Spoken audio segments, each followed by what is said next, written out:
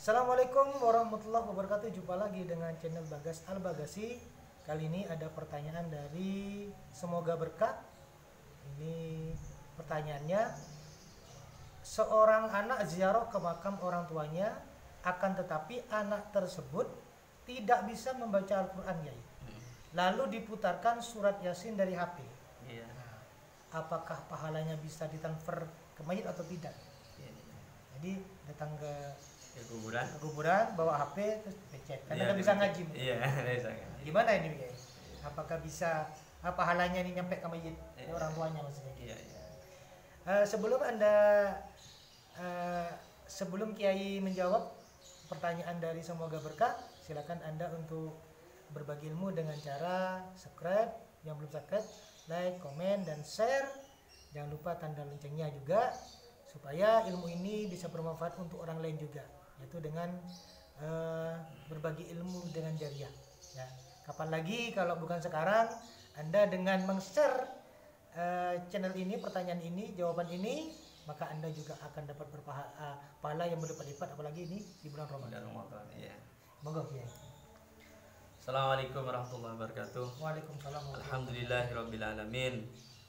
Allah wassalatu wassalamu ala sayyidina Muhammadin wa ala alihi washabihi ajmain, amma ba'du. Alhamdulillah, salawat serta salam semoga tetap inyatora kita ke Rasulillah, kelaban pertolongan Allah juga pertolongan Rasulillah. Tengkule paling kesempatan kangkui jawab pertanyaan dari subscriber Semoga Berkah. Bagaimana pertanyaannya? Seorang anak ziarah ke makam orang tuanya, akan tetapi anak tersebut tidak bisa membaca Al-Quran, lalu diputarkan surat Yasin dari HP. Apakah pahalanya bisa ditransfer ke mayit atau tidak? Nah, bagaimana hukumnya?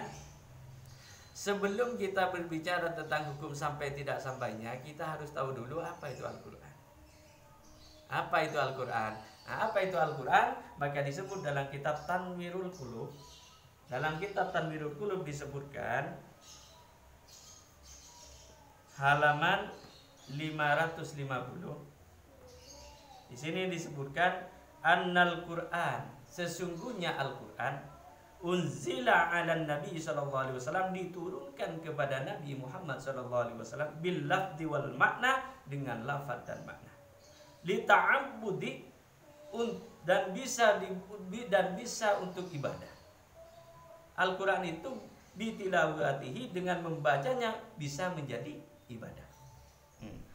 Wal ijazul khalq, dan mengandung mukjizat untuk melemahkan makhluk.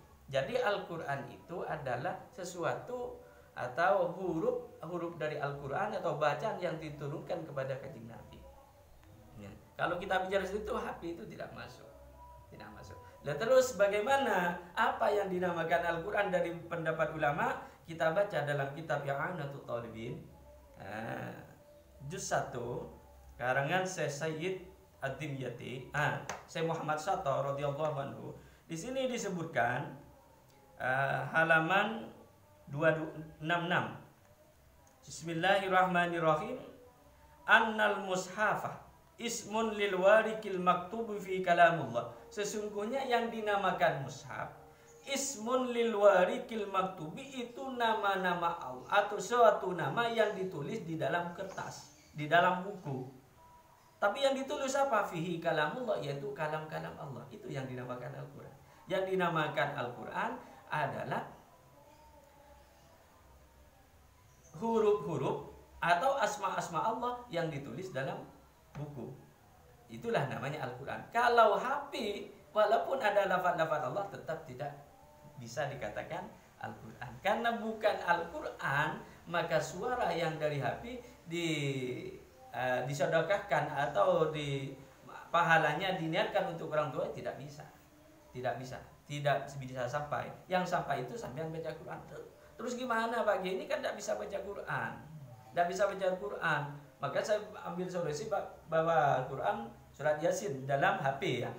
Petek Yasin dalam HP. Ini gimana Pak Kiai? Perintah baca Yasin bagi orang yang bisa.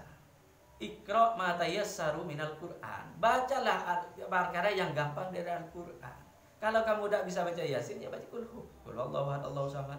Tidak bisa kulhu, ya bismillah aja. Bismillahirrahmanirrahim. Pahalanya niat di anut orang tua, dikirimkan kepada orang tua. Ya Allah, saya baca basmalah ini atau bismillah ini, pahalanya untuk orang tua. Bismillahirrahmanirrahim, bismillah sama. Itu juga Al-Qur'an.